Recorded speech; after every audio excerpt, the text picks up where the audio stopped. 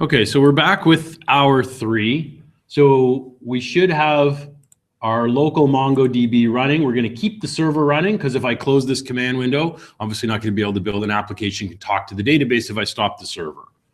I don't necessarily need this command prompt anymore. So I don't want to close it. I just want to exit out of Mongo because I want to be able to run node commands here. Right now, I'm still inside my Mongo shell. So I'm just going to type exit, and it takes me back to my node MongoDB folder. I'm going to type cd ... to get out of here. So what we want to do now is we want to create a lesson 6 application using the Express generator.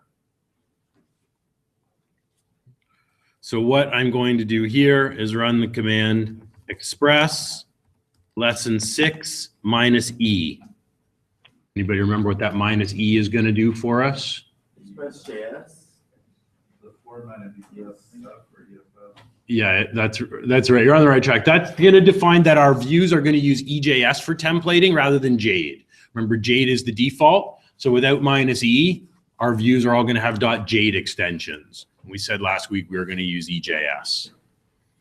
So I'm going to run, so inside my node folder, express lesson 6 -e, this will build a lesson 6 folder for me. So the generator, which we installed globally last week, so it just created all these folders, created our default homepage, and now it's giving us instructions. It's saying, go into the lesson 6 folder and run npm install. So just before I do, I can just confirm that it worked. If I go back to my node directory, I now have a lesson 6 folder created today, and the generator scaffolded out everything we got last week. So I'll go back to my command prompt. I'll change directories to go into lesson 6, and we'll run npm install. Once we do this, we should be able to launch the application, and we'll get the default Express homepage.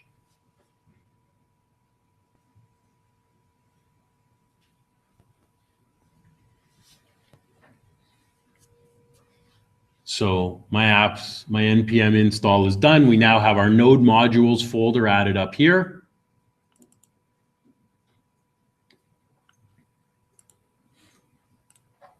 And now if I launch the app with npm start, so my app is running. We should have a working web application we can go to. So we did this in class last week. You guys did it in your lab. Didn't look like the labs caused too many problems for people. So using the generator, you know, we went through it twice last week. We've now gone through it a 3rd time. And you also have gone through it in starting your assignment.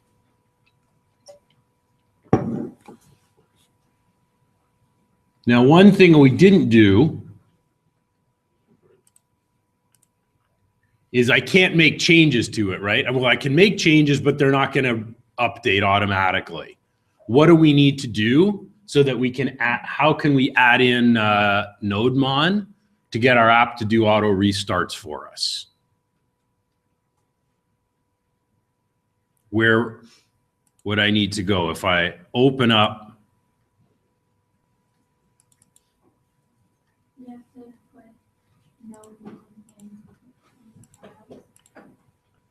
So NodeMon is installed globally.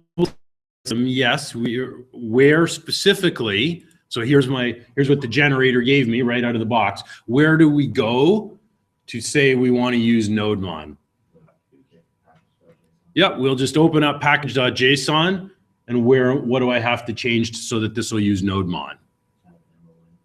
Yeah, all I have to do here is add on to the word node, NodeMon as the start process. Now it won't restart automatically. I will have to stop it and start it once. So I just change line 6 here from node to NodeMon. I'll stop my server now. Not my database server. I'm going to stop my Node and Express server. And now if I run npm start again, now it should restart, but this time with Node on. So we can make changes to the application. We won't have to keep stopping and restarting it manually. So now when I run npm start, it shows us that NodeMon is watching for changes. So this is good. This will make life easier for us.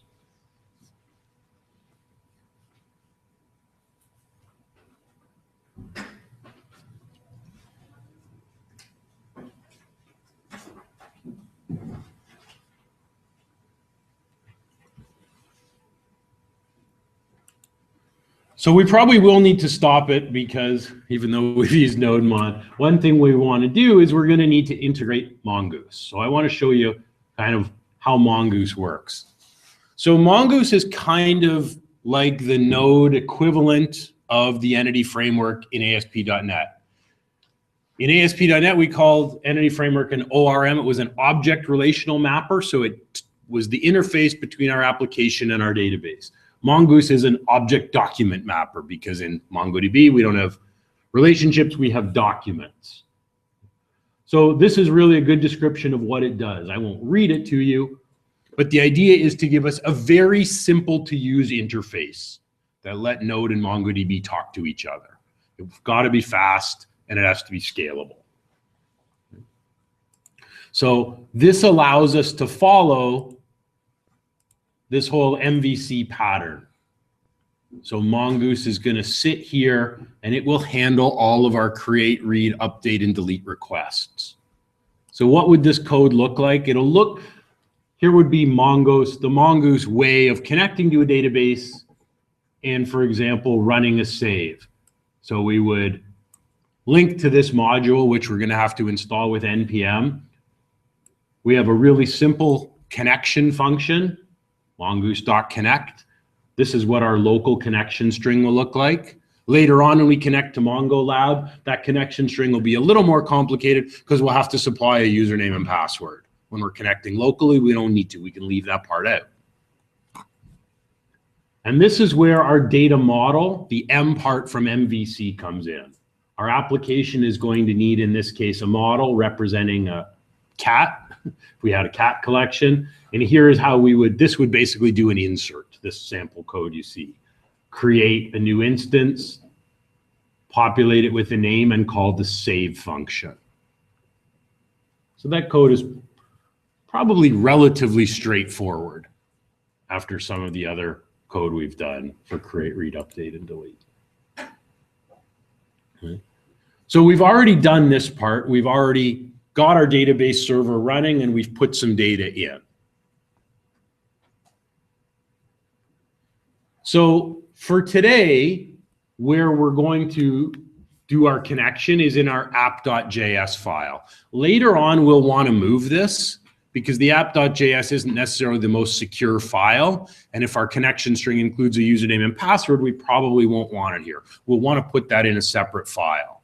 But for today, we'll just connect through our app.js. So I was wrong when I said we won't have to stop and restart our application more. We do need to stop it one more time. So I'm going to hit Control-C. And now we want to install the Mongoose package. So we're going to run an npm install Mongoose. So this is the library that will let our lesson 6 application talk to our database.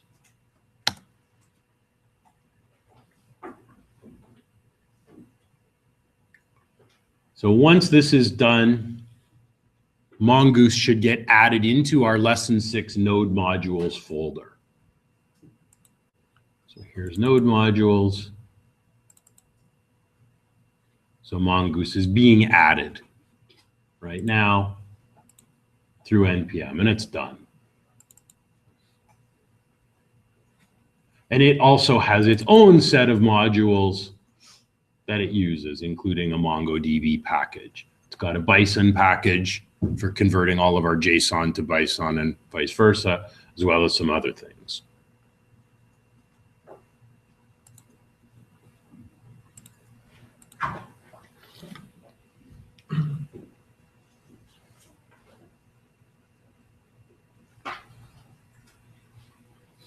So now we can start our app one more time, and now we can make changes to the code and our application will restart. So again, it will restart with NodeMon.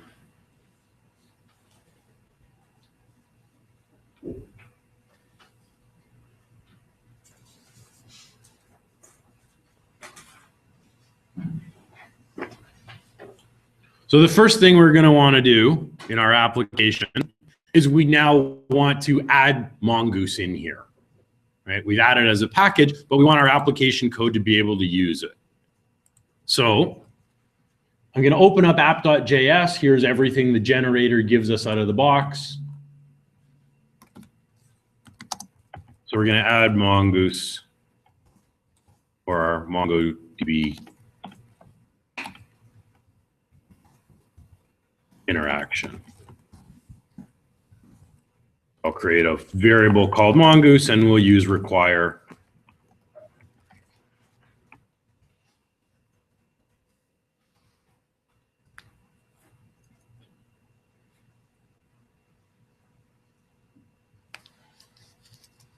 So I'll declare that up here where all the other variables are declared. And after we've created the application, we'll try to connect.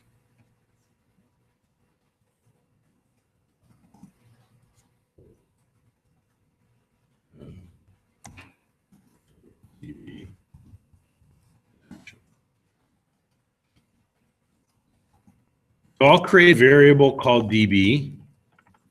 And what we'll do is we'll create it as a Mongoose connection.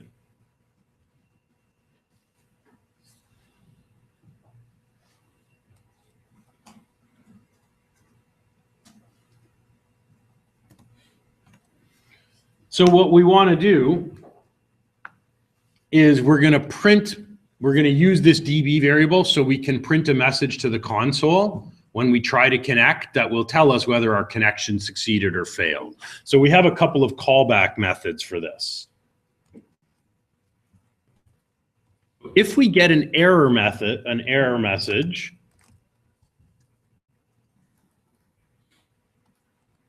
we're going to print out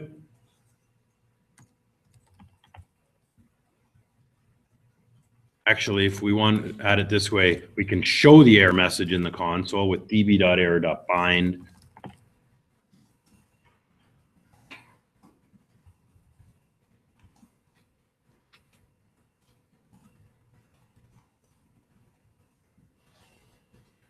So if we have an error when we try to connect to our database, our console is going to say db error, and it will actually, this line of code will actually print the error message on. So we'll know why we failed to connect. Show an error if connection fails.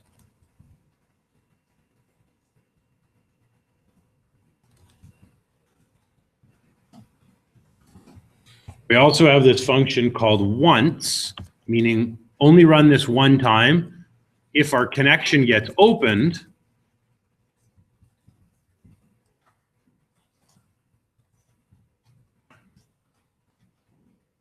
we can just log a message to the console.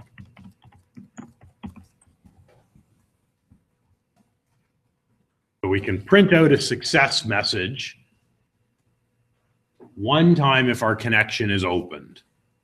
So these are optional. We don't need this code. It's just kind of useful as we're trying to get connected. And now we'll actually connect. So we're setting up handlers. One of these two should always run as soon as we try to connect. It'll either generate an error or we'll get a message saying that we're connected. So now if we just call mongoose.connect, we say we're connecting to MongoDB, and we're connecting to localhost, and our database is called test. If we want to connect to MongoLab, it would be a longer connection string, and it will include a username and password. We've set up by default when you install MongoDB locally, there's no credential set up. So it's just a little bit easier for getting started. So I'm just going to save that change. As soon as I save it, NodeMon should restart my application. And because we're now trying to connect right here, we should get one of these messages, 2 messages printed in the console. If we're connected successfully, we'll get this message. And if not, it's going to say DB error, and it will attach the error message onto the end. So if we go to my console, it actually says that I'm connected. If I change this to, you know, a database called test ABC, which doesn't exist, if I save that change, NodeMon should restart my app again.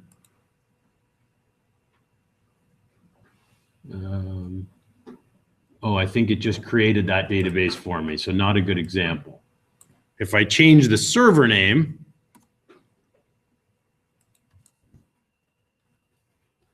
and save, I now should get a connection error. Yeah, it's restarting. And now it says localhost ABC is not found. So it starts my connection as soon as my application runs. Unlike when we did this in PHP or ASP.NET, we would open a connection when we needed a CRUD operation and close it as soon as we were done. Here, we can just have one global connection open. That's actually acceptable practice when we're working with the mean stack. So if I put that back and save my change, NodeMon will restart, and once again, I'm connected. So my Node application now can actually see my database. So now we can go ahead and we can do create, read, update, and delete.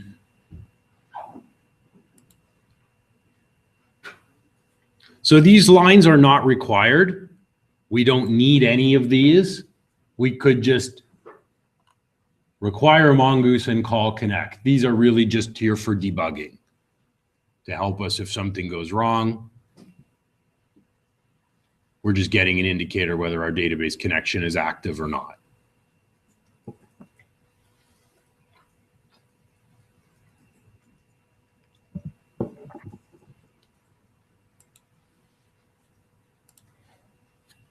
So what we're going to need to do next is we're now going to need to set up our database model. We have a collection called articles in the database.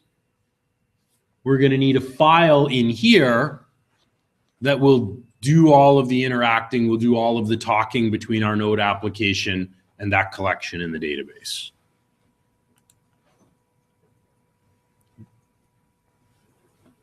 And the code, these slides are all on Blackboard, so you have them for a review at any point, okay? So all the code we're doing, it's all here. So now our next step is we need to build our model file. So what typically happens is for every collection in the database, we will build a model file to interact with it. So what we're going to build is a new folder called models, and then we're going to build a JavaScript file called article.js. So notice the convention for model files is that they're singular. Okay, so our roots or our controllers will be plural, but our model files will generally be singular. So in this model file, we'll need to link to Mongoose. We'll create a new schema, and then we'll define in JSON what an article looks like. So in relational databases, we define the schema in the database. With Node and MongoDB, it's the application itself that describes what an article is going to look like. And then we also will make it public, so the rest of the application can actually use this file. The first thing we're going to do here is we need to create a models folder. So I'm going to go back to my code editor, right click on my project right at the top and choose new directory. We're going to call this models. So I have a blank folder called models, plural. And now inside of here, I'm going to make a new JavaScript file, which I will call article. So the convention is to name these in camel case, and they are singular. So I'm going to have article.js inside.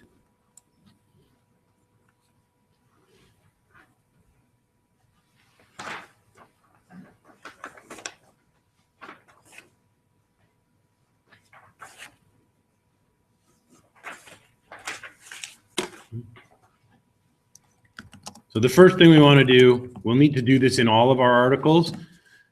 This file, this is going to need to use Mongoose. Just like our app.js needs Mongoose to connect, this file will need Mongoose to be able to access our database.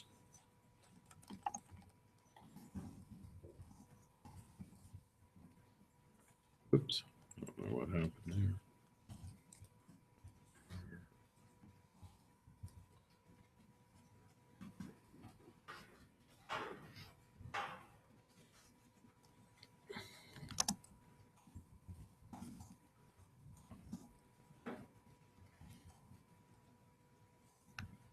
Now we need to tell our application, this is what an article looks like. What are the fields in the article and what is the data type for each one? I'm going to create a new article schema.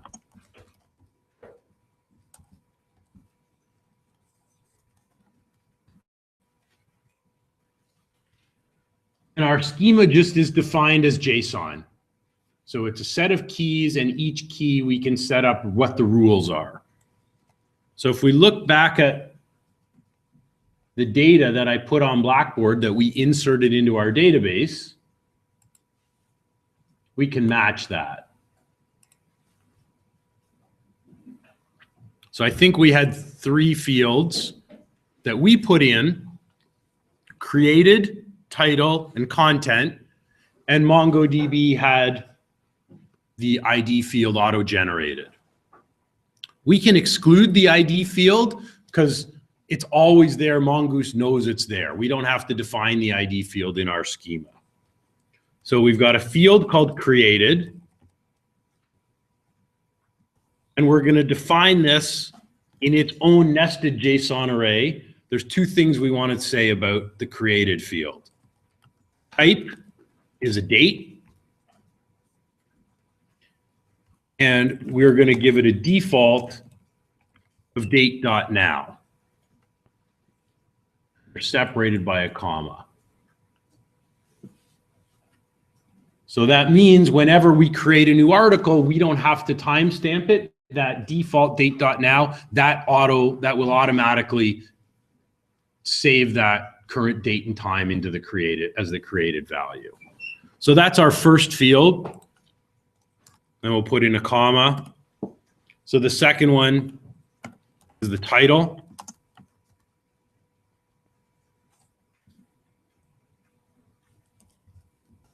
Obviously, this is going to be a string.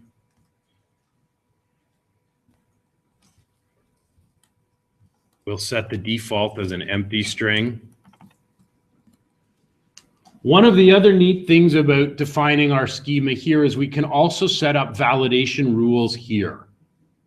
So rather than saving to the database and violating validation in the database, we can set it up. So if we want, we can say that this field's required. And we can predefine an error message if title is blank. So we're setting up the rules right within our application code rather than within the database.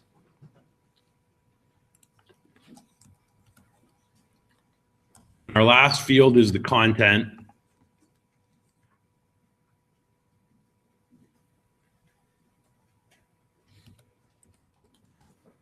And we'll set up the type as string. We'll just set up a default value. We don't have to do that. So now our application is defining what an article looks like.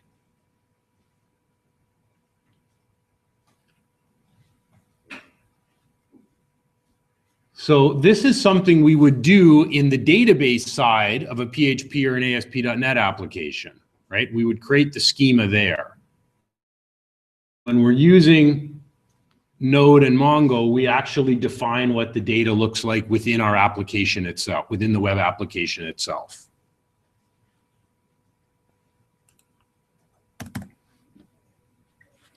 The last thing we need to do is make this public.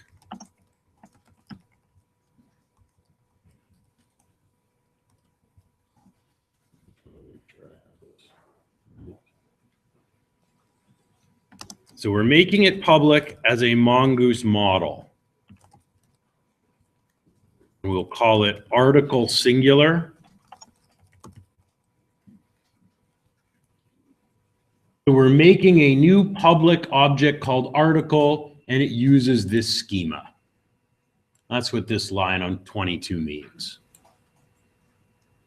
So we're telling the rest of our application, hey, we have this article object that you can talk to and you can use, and this is what an article will look like. It will have these fields with these data types and these rules. So if we want to change this, we no longer need to go to the database and make any changes. If we wanted to add a fourth column here, or we wanted to make it so that the title wasn't required, all we have to do is open up this file and make that change and save it. And that change is now available everywhere in the application and available in our database.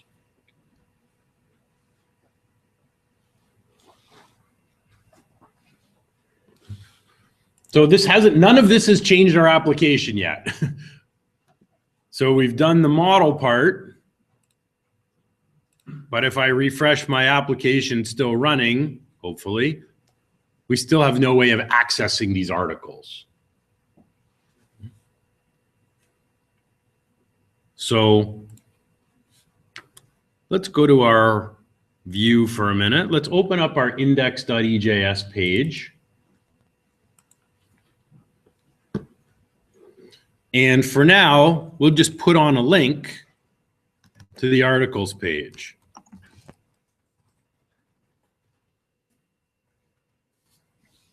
So what we want is when the user clicks localhost /articles, it queries the database and brings up our list of articles that we've put in there. So we're going to create a link to /articles.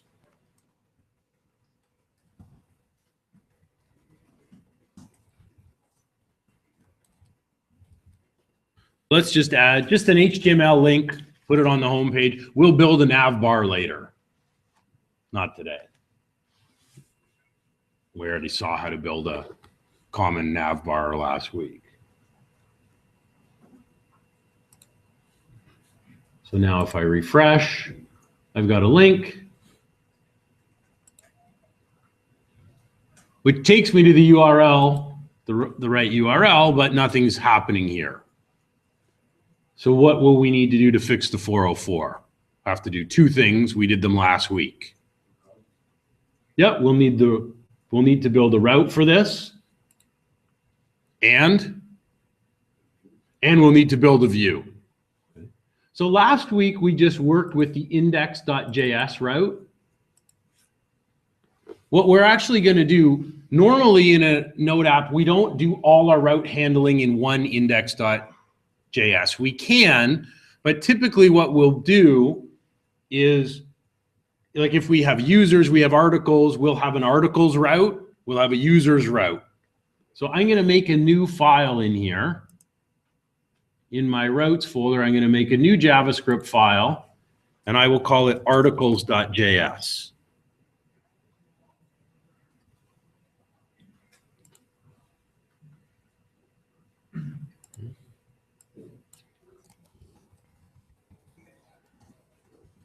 We're going to require express here.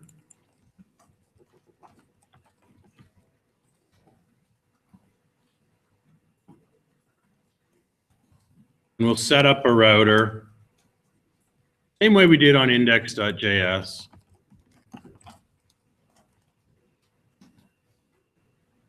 All of our root files will look similar.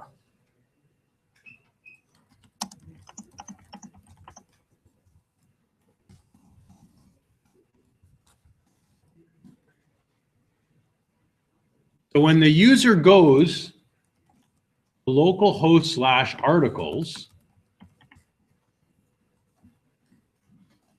which in this case is still going to be a slash.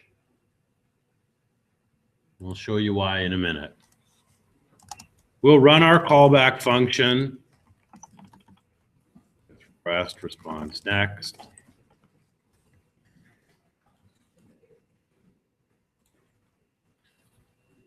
And in this case, we will render a view that we're going to build called articles. That's the view we're going to load when the user goes to localhost/articles. And we better pass in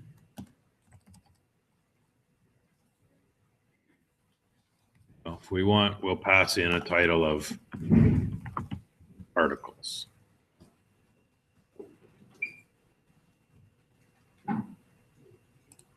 We also need to make it public with our module.exports.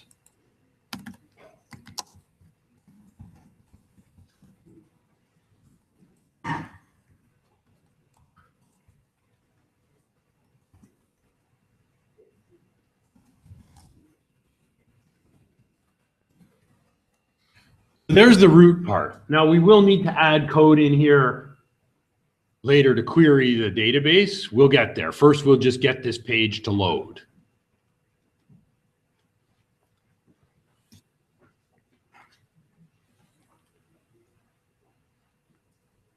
So there's our root. There's the first part of what we need, but we're still going to get a 404 if we try this because we haven't built our articles view yet.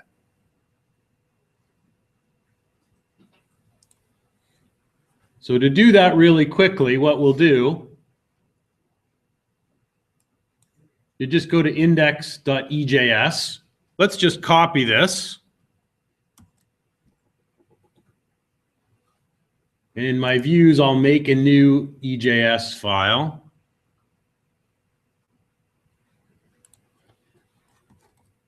Called articles. We'll just paste it in. Be basically the same page, but the title will be different.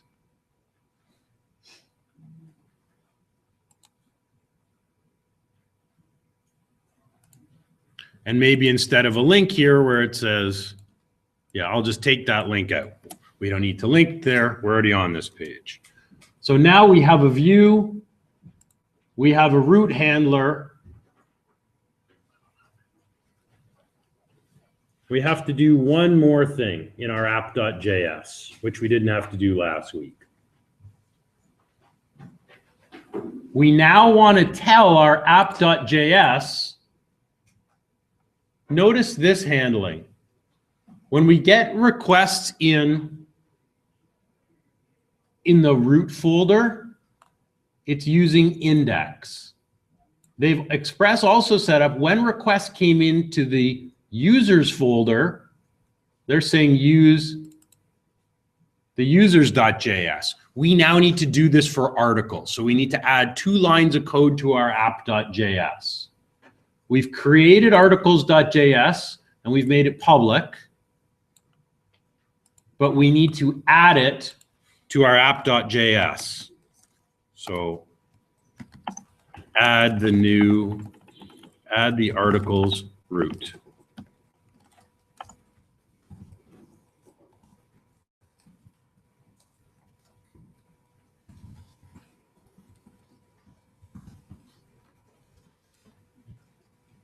So now our new root file is visible to our main application file.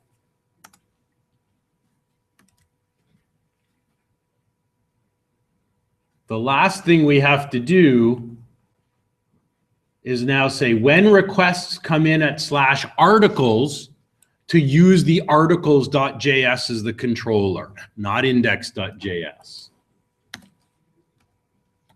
So we will map requests at /articles to use the roots articles.js file.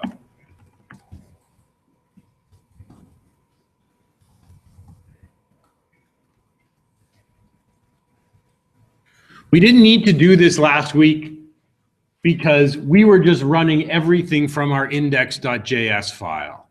It was just a 3-page application, so it was easier to do. In a real application, once we're working with the database, we will typically create a separate controller for each database table. And we'll need to handle all the URL mapping. So now if I refresh, our page loads. So my index page is still here. And I can load my articles page. Now our article page is static. We haven't done anything with the database yet. I think we have time. We have a few minutes. We should be able to do this. So now in our articles.js, this file is going to talk to our model, so we're going to need Mongoose. So let's require Mongoose.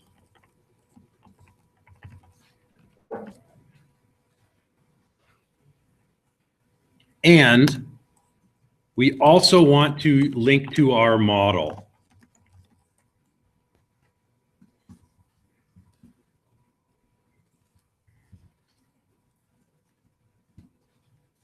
So our controller needs to be able to talk to our article model. So this file can see this one. So now running our query, and I think I showed you this code quickly last week, we now, before we load this view, we actually want to run our query. We want to use the model to query the database, fetch the data, and then we want to pass that data back to our page. So use the article model to query the articles collection in the database.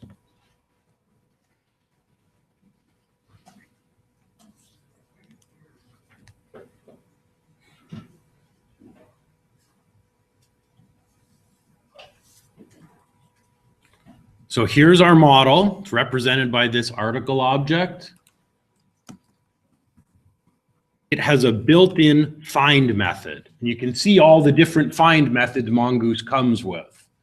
Find by ID, find by title, find and update, find and modify.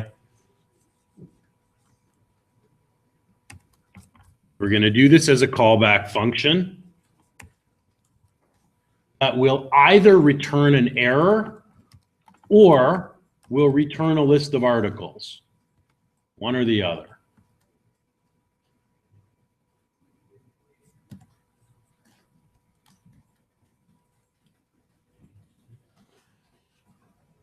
So this runs our database query. And either this object will have data, there's an error, or if there's no error, we're going to get data back from our database. That runs an SQL select query, in effect, does the equivalent. So if we have an error, we can log it to the console and print it to the screen. That's what we'll do if our query fails somehow. Otherwise, we're going to move this code in here. In this case, our query succeeded. But we still need to pass. So this object, this will represent our query results. We need to include this when we're calling our view. We want to send the data back to the browser. So what would we have to do down here to include this?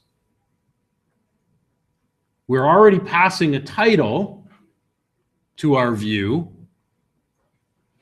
How can we also pass this object? Yeah, we're going to add it to what we pass in. So we have a JSON array already. We're passing in a title. We can also pass in a variable called articles that holds this value. So load the page, give it a title, and send the query results to that page as well. So notice our code is all modular. We don't connect to the database here. We let the model do it. So this should, if I refresh the page, we shouldn't see any change because we're not actually displaying the data on the page. If I go back and refresh articles,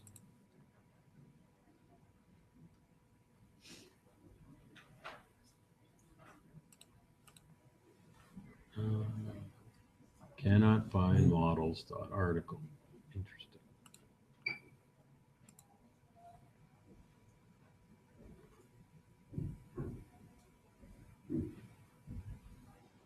Oh, my path is wrong. I think I need 2 dots there. Oops, we should have 2 dots. I think that will restart. Yeah. Okay, so our data is not being displayed, but this function's running successfully. We're not getting an error. There's no error message printed in my console. So my query's running, and we're about out of time. So what we will want to do next week, the very first thing we're going to want to do, we'll keep building this app next week, is we're now going to need the code on here to loop through and display those articles. We could build it as a grid, we can do it as a list, we can format it however we want. So we know our title's coming here because our title says articles. We'll need to display the articles on this page as well. So we're going to stop for today.